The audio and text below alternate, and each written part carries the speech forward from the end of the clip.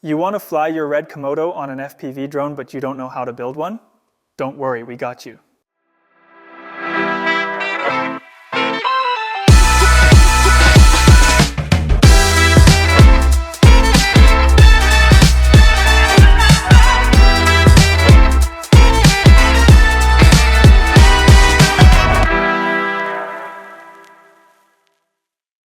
So let's start with the part list.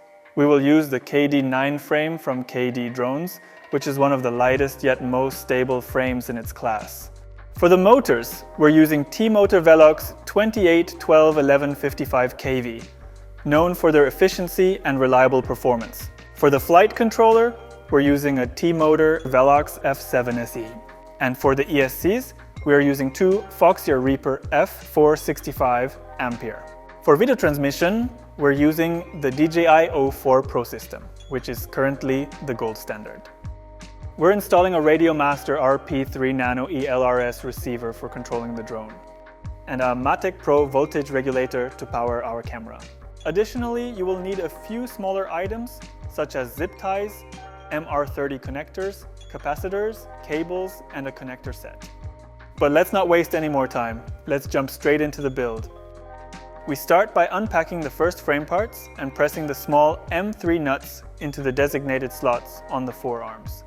This can be a bit tricky at times, but using a screw to get a better grip on the nut makes it a bit easier. Now we insert our 4 prepared arm pieces into the recesses on the bottom plate. Next, we take the M3x8 countersink screws and tighten them with a screwdriver to secure the arms in position. Each arm is secured with 2 screws, and we repeat this process for all 4 arms. Now, we take the 25mm standoffs and screw them onto the bottom plate using the M3x8 countersink screws as well. We do this at all 4 arm ends, as well as at the front and back end, where we'll later install the FPV camera mount and the XT90 power supply 3D print. Since we mainly use batteries with AS150 connectors, we decided not to use the included XT90 connector. Instead, we designed and 3D printed our own AS150 mount. Then we take the mounts for the FPV camera and install them on the standoffs at the front end of the drone. Now we install the 2 battery straps on the underside of the bottom plate, because later, when we have installed the components for the flight electronics, it will be much more difficult to thread them through. Now we take the top plate and press the M4 press nuts into the holes for the camera mount. You can use a hammer for this or simply tighten an M4 screw from the other side. Now it's time to install the motors. We start with the top plate and install the 4 upper motors. To ensure they stay securely in place and don't come loose due to vibrations, we use a bit of Loctite to secure them. Make sure that the screws you use are the correct length and do not touch the motor windings. Otherwise, the motors will be damaged. In our case, this was an issue, so we used our own screws instead of the ones that came with the motors. Now that we have installed all 4 motors on the top plate, it's time to shorten the cables a bit. To keep everything as clean as possible, we're going to use MR30 connectors. You don't have to use them, but we recommend it because it will make things easier for you. First, we use a tool as a reference to cut all the cables on all 4 arms to the same length. Then we prepare the cable ends by stripping the cable to expose the conductor. Then we apply flux to the cable ends and pre-tin the wires so that we can later solder them to the connectors easily and securely. Now we solder the female MR30 connectors on. Again, we use flux and make sure not to forget to slide the protective cap onto the cables beforehand.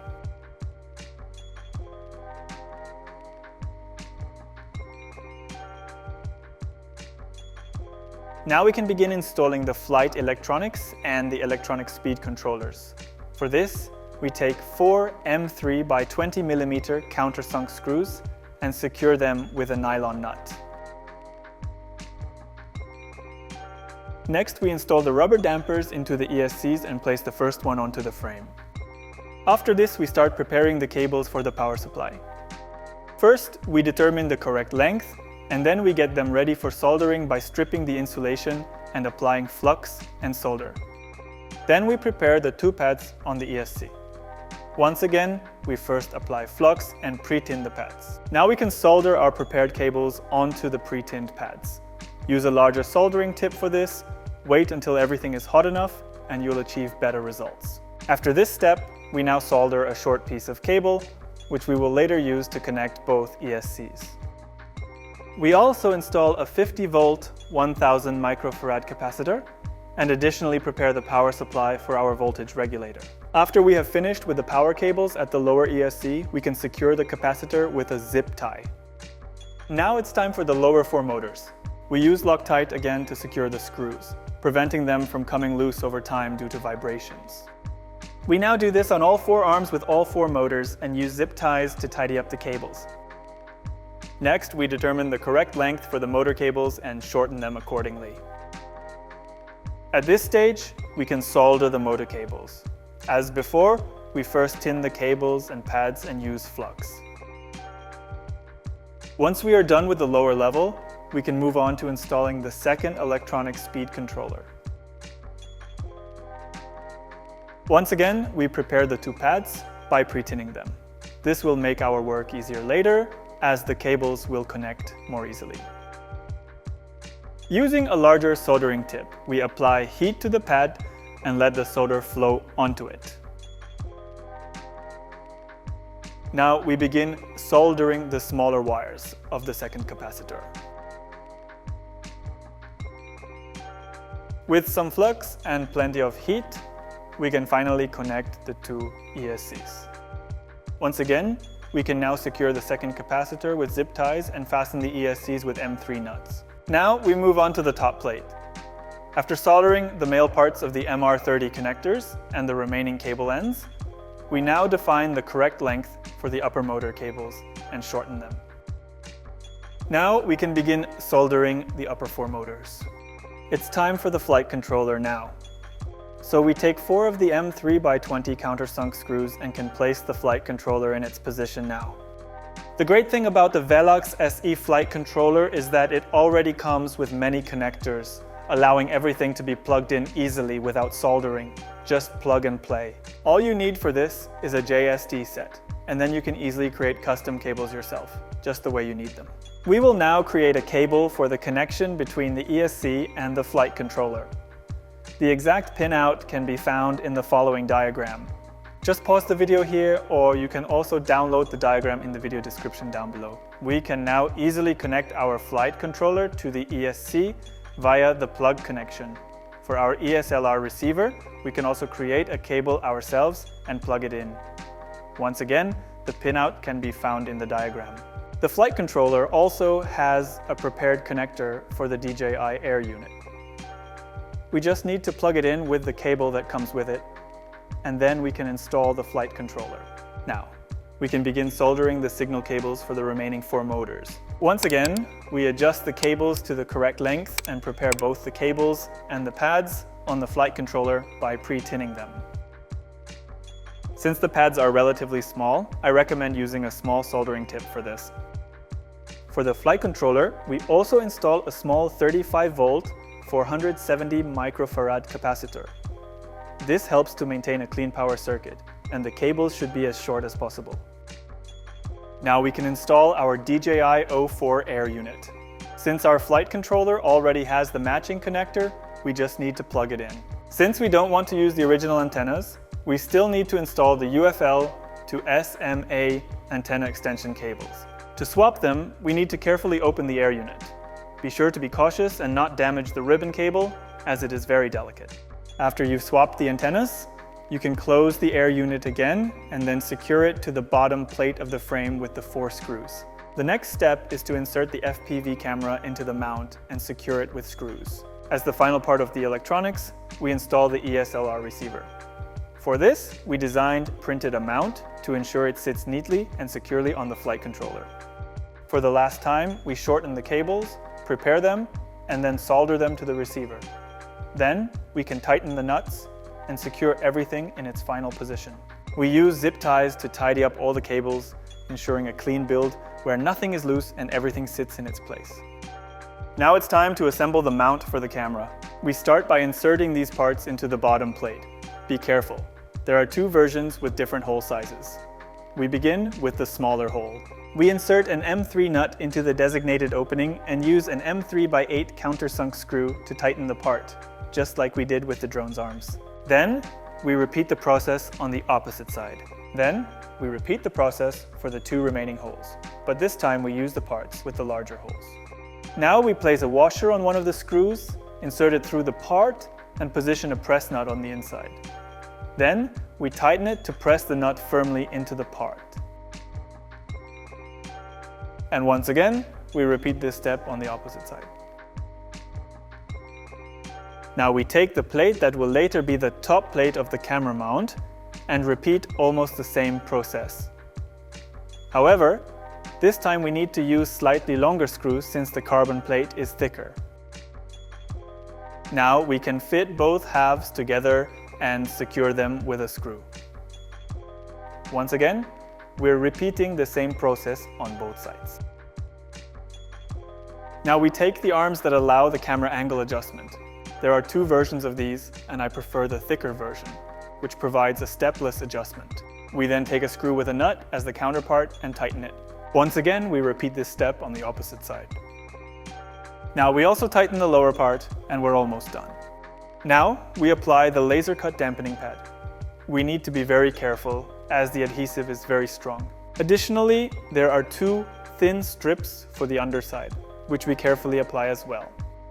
That was the final step, and our camera mount is now complete. We can now mount it to the top plate of the drone using the M4 screws. We're now slowly nearing the end of our build. We can finally connect the two plates of the drone. We use the M3x8 countersink screws to tighten all the screws on the top side. There are quite a few, but this gives the frame its stability. Now we can finally connect the MR30 connectors and attach the antenna extension cables to the mount on the frame.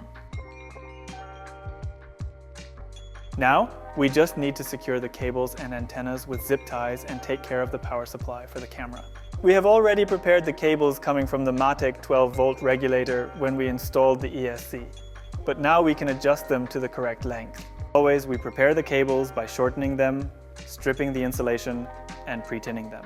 The frame comes with an XT30 connector, but since we use XT60 connectors for the camera power supply on all our other drones, we will install an XT60 connector here as well.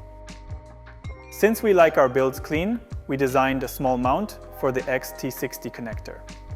We printed it and installed it, so now the XT60 connector is securely in place and doesn't wobble anymore. We're slowly approaching the finish line. Now, we can complete the bottom plate for the battery by installing the printed parts at the four ends of the plate. Then, we apply the rubber stickers to ensure the battery has a good grip later. We cut it into small pieces and stick one piece under each battery strap. And then, we add 3 smaller strips for the bottom plate.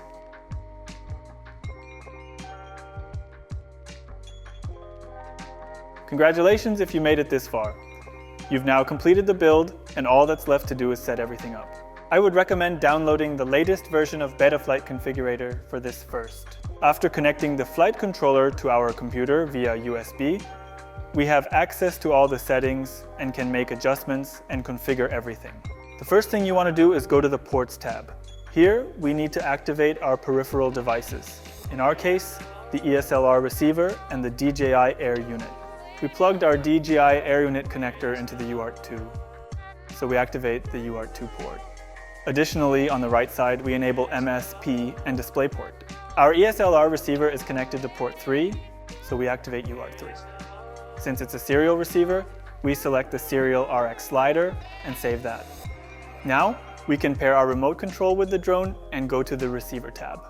If everything worked, you should now see the gimbal inputs from the remote controller. On this flight controller model, you should make sure that the LED strip option is turned off. Otherwise, it could cause issues when you switch the mode to X8. Now we go to the Motors tab and switch the mode to Octo X8. This will activate all 8 motor inputs. Now, you should go through the assistant and check the motor directions and motor order. You'll need a battery for this, and make sure you don't have the propellers on the drone. After confirming that your motors are all correctly controlled and spinning in the right direction, you just need to assign the buttons on your remote control to the correct modes. To do this, go to the Modes tab and set the desired functions. Now you can adjust your OSD and a few other settings like the PID tune, and then you're ready for your first flight. You can pause the video and use our tune as a starting point, but this is at your own risk and may not work with your components. A small disclaimer, you are doing all of this at your own risk, and we are not professional drone builders either. If you found this tutorial helpful, consider giving us a thumbs up. If you have any questions, let us know in the comments down below. And if you don't want to miss out on our future content, subscribe to our channel.